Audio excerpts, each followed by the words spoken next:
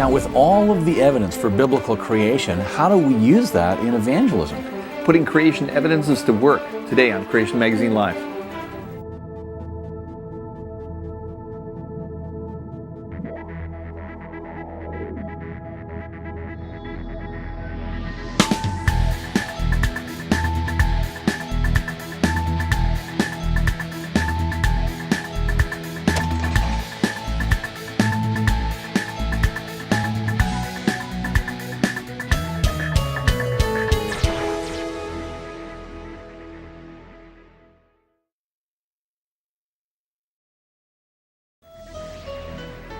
Hi, I'm Richard Fangrad. And I'm Calvin Smith.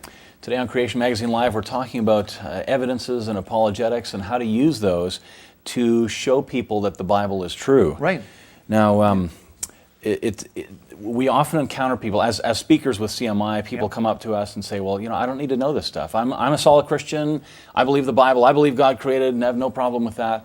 And that's great. I mean, that's where we all want to be. Right. To have that solid faith, in a sense, the Bible, God said it, that settles it, type of a thing. Right. The Bible actually talks about having a childlike faith. Childlike in the sense that, when you're young and your parents say, "Hey, I love you," and they communicate with you, you just accept it because, of course, why wouldn't you? Right. You believe they're a loving parent. So. And we can certainly relate to that, where people say, yes, I don't need to come to this seminar because I don't need the evidence for creation. Creation isn't a stumbling block for my faith. Right. And again, that's great. But what do you do with the students in your church and many adults who don't believe the Bible? Right. You wouldn't want to be rude to somebody and make it too pointed. No, but the thing is, when somebody says, well, I don't need this stuff. I don't need to come to this seminar. I don't need to read books on creation. I don't need to watch this show. I don't need to do anything like that because my faith is strong. Well, you got a real I problem there. I. It's all about you, right? Yeah, it is. What about somebody else? And I can give my own testimony to say that these issues that Creation Ministries speaks to, I mean, that's why I'm so passionate about the ministry, because these were stumbling blocks to my faith.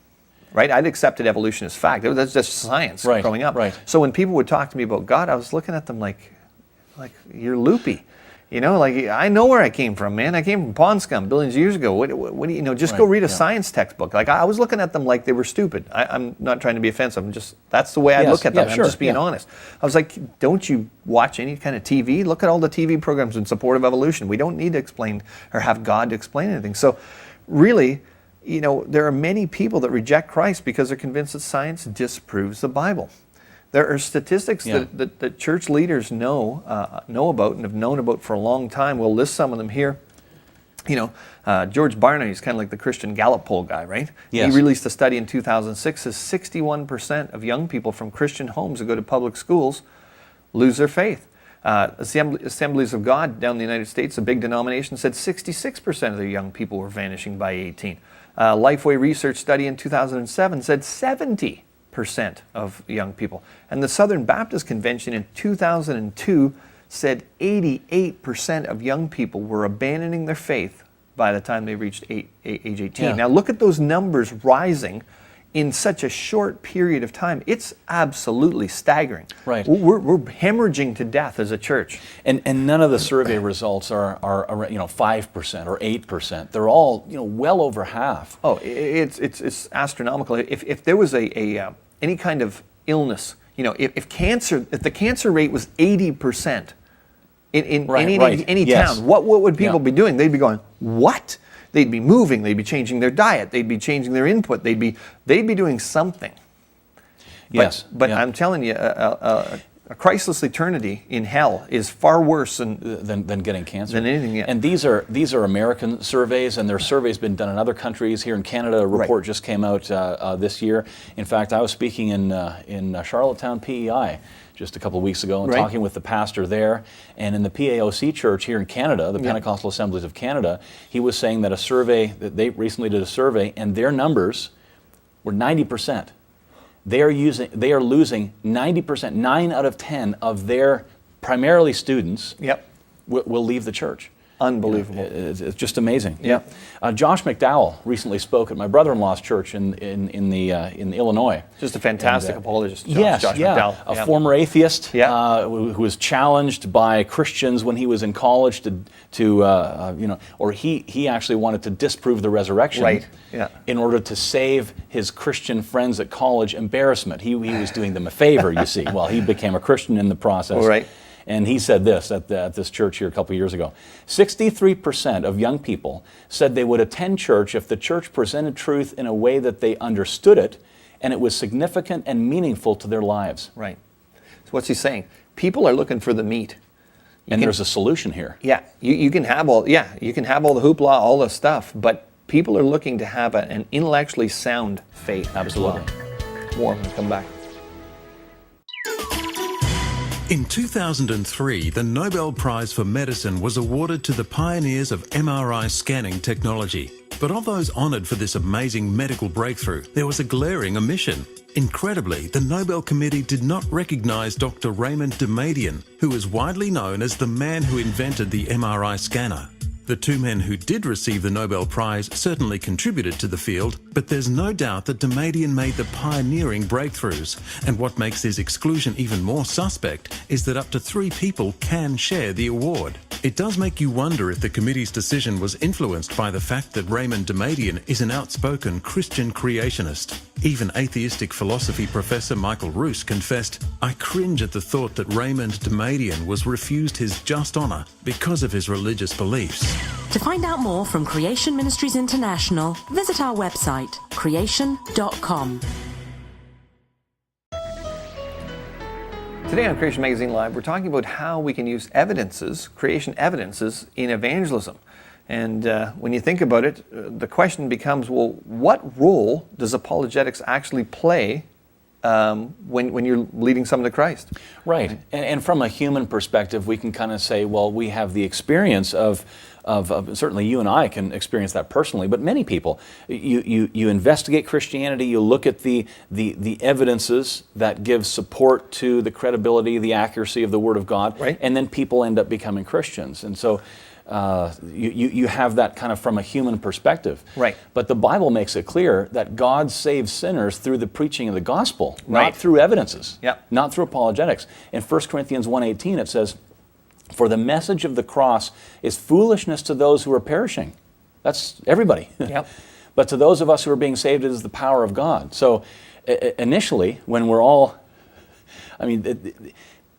when we're all in that foolishness, we're all unsaved before we're saved. Yeah. It's foolishness, but it becomes the power of God. That's what God uses to save people. Right. In Romans 1:16 it says, "For I'm not ashamed of the gospel, for it is," look at this, "it is the power of God for the salvation to everyone who believes." Right. It's the gospel, the preaching of the gospel that saves people. So that's a legitimate question. Yeah. How does apologetics fit in with evangelism? Yeah. So you could answer that by posing another question, right? What does it actually mean to be saved? Okay. And of course, we've got a verse here, 1 Timothy 2:4. It says, "God, who desires all people to be saved and to come to the knowledge of truth." Becoming a Christian isn't some mystical, emotional experience, right? Yes. It's coming to the knowledge of the truth. There are a lot of religions out there with a lot of untestable things. If you want to think that you're, regurgitated 17 times over and over again in some mystical, whatever. I mean, I'm not mocking it. I'm just saying there's all these different beliefs that you cannot verify. And so emotionalism or just something like that, right. I'm not saying that you don't feel God and feel emotion. I'm just saying that's not the experience. It's the coming to the knowledge of truth, right? Yeah, that's just, I feel saved. I feel saved, Josh McDowell's actually said, if you just say, well, a rotten tomato in my left sneaker, that's what I'm going to put my faith in. Well, that's not going to save you. You can put as much faith as you want in something goofy like that. It's got to be in something true. Right. So here's some basic truths that Christians know. God is holy. People are sinners. Jesus died to pay for sins. We can be made holy by accepting God's offer of salvation through Christ's death, and true believers demonstrate their faith by repentance. So, right, and ultimately we're engaged in a truth war. Exactly. The creation evolution issue is an issue of where's the truth. Mm-hmm. If evolution is true, let's live according to that. But of course, we don't believe that, and there's lots of evidence against that, and that's our topic. How do we convince people How do we show them that evolution is wrong and they can place their faith in the Bible? Yep. And so many people are convinced that, for example, if you leave hydrogen gas sitting around long enough, it becomes people. But that's not truth. We can look at, this gives us a hint here in 2 Corinthians 10:5. We destroy arguments and every lofty opinion raised against the knowledge of God, well, that would be evolution and no God and naturalism and so on, Right. and take every thought captive to obey Christ. Right. So what we want to do as Christians is, essentially what we want to do is, as it says in 2 Corinthians 10:5 here, we want to destroy those false ideas, those falsehoods that are holding people's minds captive to a lie. Because if we don't, they will die believing that lie. Right. And there's a lot of things, that's what our ministry does. It's, we'll do that. We'll say, look at this evidence that evolutionists are using to convince people. Boom, here's why it's wrong. And we do demolish them. And that's why the ministry is very effective, and that's why atheists aren't too excited about us, to be honest, because the average person just wondering about the creation evolution debate, they're not as passionate about it. But if you're a committed atheist, you're running around saying there's no God, you have to believe in evolution. Yes. So therefore, any attack on your religion, well, they're going to attack back quite Yeah, quite it's an emotional response, and just the notion of, so here's where apologetics fits in. Yeah. Right? We destroy those false ideas with logic, with reason, with scientific, with observations and Yep. so on, fresh dinosaur bones and all the rest of it Yep. that we talked about so much on these shows. And that's where apologetics fits in, because Right. we're told to go and take every thought captive and destroy those false ideas. Exactly. So that's, in terms of blending these two together, that's where it fits. So it's like you said, it's a truth war, and Satan doesn't really care what people believe, as Right. long as it's not the truth. So that's what our role is, and we're going to talk more about that when we come back. Richard Van Grad and Calvin Smith also host a fast-paced and informal internet-based video program called Genesis Unleashed. These faith-building teaching videos feature responses to news articles, summaries of articles on creation.com, interviews, and answers to some of the most asked questions about the creation-evolution issue and the most attacked book of the Bible, Genesis. Visit creation.com's media center to view or subscribe to the latest video content. All right, if you just tuned in, we're talking about the relationship between evidences and evangelism, between apologetics, and how we can use that to lead people to the truth. Right. Yes. And what we just talked about actually gives us clear direction, right? For does. how Yeah. to use creation evidences and apologetics in general is basically you can use these truths to basically tear down any falsehoods in people's lives, any stumbling blocks they had that prevent them to getting to the gospel. So that's our role. Right. Remember, people are saved through the preaching of the gospel. And we run into, I don't know, Cal, I'm sure you've run into folks like this as well. The well-meaning creationists in the church who are creation is their thing. Right. That's their it's almost like if they didn't believe in creation, they'd be into government conspiracies and alien cover-ups and stuff like that. But Right.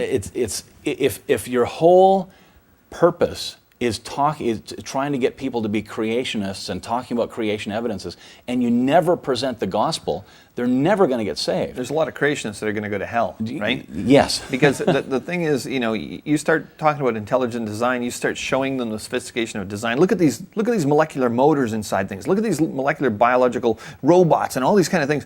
People can go, wow, aliens must have created us, right? Right, And and many do. And they're just on this wrong track, and it's a false religion. You need to bring people to the truth. So these are great tools, great weapons in the battle for truth, I guess you could say. But yeah, you need to point people to the truth, and that's Jesus. And an important tip is if you're out there and you're on creation.com and you're absorbing some of the information that we're talking about here and through the books and DVDs and so on, that's great. But you need to also be frequently presenting the gospel. Oftentimes, many of the really hard debates that Christians have with atheists or that creationists have with evolutionists, they evaporate. The opponent, the person you're trying to evangelize, becomes a Christian, and suddenly, oh yeah, I don't need evidences that there's a God. I know, I've heard that happen with a number of people. It's interesting, but we can use tools. CMI provides. See, there's a witnessing booklets that we have. Yeah. They answer a question, and so you've got again apologetics and evangelism. They answer a question: where did Cain get his wife? How did dinosaurs fit with the Bible? That kind of thing. And in the back of those witnessing booklets, they include a basic gospel plan, what you need to know to make Christ Lord of your life. Right. So it's like it takes care of the stumbling block, and it's like, by the way, the gospel's true. Yes. Takes care of the stumbling block. By the way, the gospel's true. So that's really what you have to have in your head all the time. It's not about winning an argument. It's not about stumping someone. It's not about making someone look foolish. It's not about going, aha, see, your evidence doesn't work, and all this kind of stuff. And I mean, it goes both ways, actually, in the creation evolution debate, I find. Creation Magazine, what a fantastic tool that CMI's had for over 30 years now. Yeah. A magazine for families, for Christian families, so that they can, articles for all levels of the family, even, kids' Genesis Bible studies in there. Everyone can understand the articles. Fantastic tool. I remember Rob Carter, one of our scientists down in the States at CMI. He said Creation Magazine for him in university was like a lifeline. Like, it kept his faith strong, because it was almost like, boy, is there anybody else out there that believes the Bible? Right. That type of thing. He had an interesting concept, right? How he likes to use resources. You told me one time. Well, you guys were together. he described it. I like this, and he described Creation Magazine as a thought bomb, right? So what happens is if you're talking with somebody about creation and they're evolutionists, or you're just trying to strengthen a Christian, give them the magazine. Say, hey, here, read this magazine. Right. Tell me what you think about it. Yeah.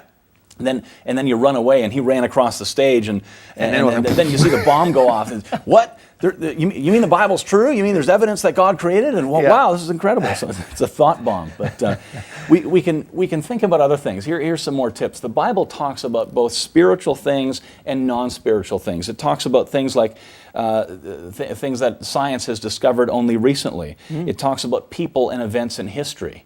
Those are real things that can be investigated. They can be verified. They can be tested. Right. The life, death, and resurrection of Christ. Those are actual events. But the spiritual things that the Bible talks about obviously can't be tested. And so this makes it important for Christians to bring in all the evidences, the historical data that supports those things that can be tested, to give credence, to give support to the things that we can't test. Right. And there's another sort of important tip that we can consider. Exactly.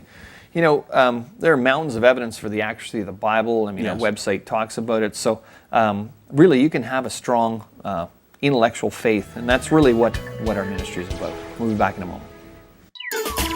Every time I hear of Neanderthal man, I can't help but feel sorry for the poor guy. Initially reconstructed to look like some apish brute, it took 44 years before a reanalysis of the fossils revealed that Neanderthal man's anatomy was very similar to yours and mine. Neanderthals buried their dead, which isn't the sort of behavior you'd expect from an animal. What's more, discovery of ornaments, tools, and stone-tipped spears reveal a high level of sophistication. Neanderthals made their own superglue from pitch, and flute-like structures found with their remains suggest they enjoyed music. But what did Neanderthal man really look like? In recent years, researchers have answered this question by using computerized reconstructions, commonly used in forensic science. These studies show that Neanderthal man looked remarkably similar to you and I. If he was dressed in a suit and walked past you in the street, you probably wouldn't notice him. To find out more from Creation Ministries International, visit our website, creation.com. Okay, so we've been talking about evangelism, and if you broaden this topic and you use the word missions, of course, there's something that usually pops in people's heads, right? Yes. They're thinking of going to a distant country, at least a country that's not yours, and presenting the gospel, right? Sharing, etc. So evangelism. So yeah, to get the full picture of evangelism, missions organizations have developed what they call the E scale, right. And this can kind of broaden our minds and give us a feel for all the different levels, if you like, of evangelism. Evangelism, the big picture. E0 is evangelism among churchgoers, among children of Christian parents. There's no cultural barriers that are crossed. It's the same culture, the same language.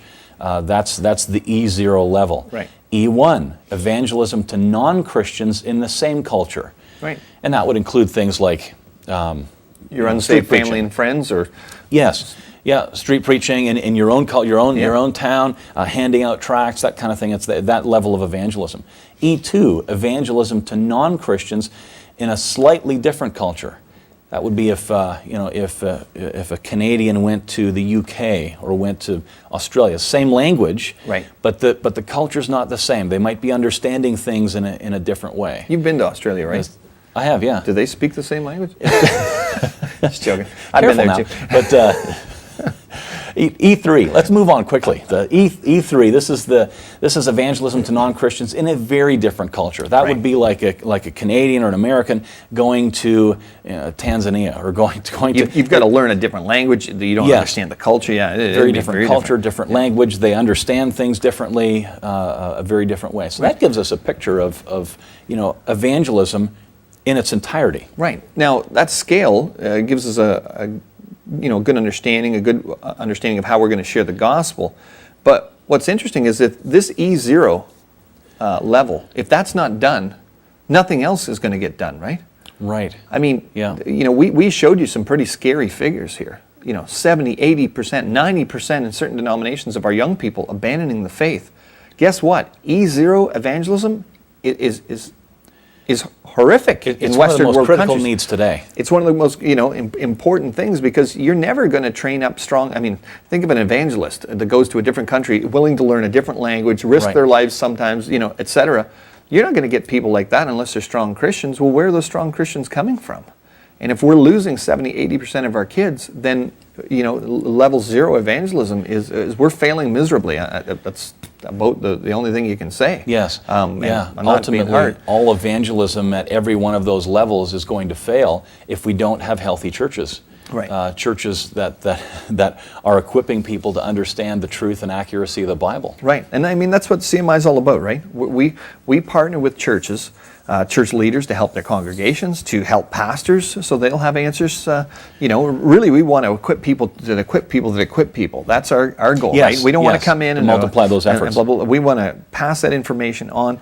We've got resources for kids. We've got resources for students. We've got resources for parents. We've got resources for grandparents. So there's no reason for a Christian in our culture not to get that information. Well, hopefully, at least if they've heard of us. Right, yes. And of course, there's creation.com, which has thousands upon thousands of articles and all kinds of videos. Some of you may be watching these shows online on creation.com. Yep. But you mentioned grandparents. Yep. We've got resources. Have a look at these Please Nana books here, this series. And these were written by a grandmother specifically for grandparents, for grandmas, to read to their grandkids. Right. To teach them truths about, what is death? And it seems like it's a big topic. Well, what is death? How do you, if a little bird dies in the backyard and little Susie's all distraught at 3 years old, oh, this poor bird. You can use those resources to grow your grandkids and so on. So we've got those wonderful resources. Some of our children's books and so on. The Please Nana books, we've already talked about those. In Malachi 2:15, it says this: Did he not make them one with a portion of the Spirit in their union? And what was the one God seeking? Godly offspring. Right. So one of the purposes of marriage is to produce not just offspring, but godly offspring. Exactly. And you can do that through some of these resources. So if you want to tell people about Jesus, start at home. That's an important message. Right. Many Christians today have a diminished view of the Bible because they can't answer questions like, is there really a God? What about evolution? Are there facts to back up the Bible? Or is it all just faith? Creation Ministries expert speakers visit churches all over the world to help pastors equip their congregations to understand that the whole Bible, even Genesis, is accurate. We help to demolish the arguments that the world uses to try to convince people that the Bible isn't true. For more information on getting a CMI speaker to visit your church, contact your nearest CMI office through our website. Okay, we're talking about things that are happening in the news. Right. Well, one of the things that happened recently was Bill Nye the Science Guy, and that's a name that may be familiar to a lot of you. Right. He had these great science shows for kids in the 90s, and great shows, wonderful stuff. And he did a YouTube video in 2012 where he basically just slammed creationists. Right. And he encouraged parents, don't teach your kids creationism, because then we're going to, because we need engineers and we need all kinds of. We did a response. That wasn't really a response. We did a more of a parody of his video. So you did a parody, and it was really good. We had fun doing that. Love the bow tie. It was good. But I got a bow tie. But he mentioned in his video, you can find it on YouTube, of course. He mentions plate tectonics. He mentions biology. He mentions we have ancient dinosaur bones. He mentions radioactivity. Yeah. And you go through his video, and he just doesn't have a clue. It's like he believes that creationists we check our brains, and we don't see any of these things. Right. And it's like he's thinking it's an education issue. Right. And at least that's the way it's come across. Because I would say someone like Bill Nye, he probably has checked around a couple of creation websites and knows there's You'd hope PhD so, scientists yeah. and stuff like that. But really, yeah, that's the way he comes across. And that's the way I think a lot of lay public think. That if we could just study evolution, if you and I mean, we're just creationists, right? So, I mean, we're just hicks. Right. So if we just went to school, studied evolution, looked at the information in textbooks, well, voila, we just give up faith in Christ and we'd accept evolution, and we just know that that's the way, it is. Right, and that's one of the ironies, because I grew up on the other side of the fence, looked at some many of our guys information. have, right? Yeah. And in fact, we have an information department that we subscribe to the evolutionary publications that are out there to stay in touch with what evolutionists are putting out today to attempt to shore up belief and any observations that they're interpreting, Exactly. so that we can understand it properly. We know a great deal about evolution. That's right. And it's unfortunate that I would say the majority of people that I interact with that are not creationists have a very poor view or poor understanding that most creationists really do know what they're talking about. People that have been involved in this area in research, in presenting. You go to creation.com, you're not going to see a lot of, there's some hardcore science there, some brilliant people that work with our ministry, etc. And it's because we study evolution and the science supposedly in favor of it that we're not evolutionists. That's part of it. The Bible also plays a role. Obviously, if you're Christians, you don't believe in evolution. Of course. But there were scientists on staff with us now that were scientists, became Christians and believed in evolution. As a matter of fact, David Catchpool over in Australia says how he went to a meeting with these creationists. Now, he's a Christian, so he's looking at these creationists. He knows they're Christians, but he's saying these guys are totally, this is wrong. He's going to go straighten them out and let them know, what it really was like. Yes. Got exposed to the other interpretations of what he'd seen as interpreted as evolution. Boom, now he speaks for the ministry. Very passionate about it. So and Bill Nye just doesn't have a clue about the relationship between faith and science. Now, we did a whole show on this, creation.com/CML2-08. Right. And there's a lot more details on this whole topic on creation.com. Have a look at creation.com. We'll see you next week.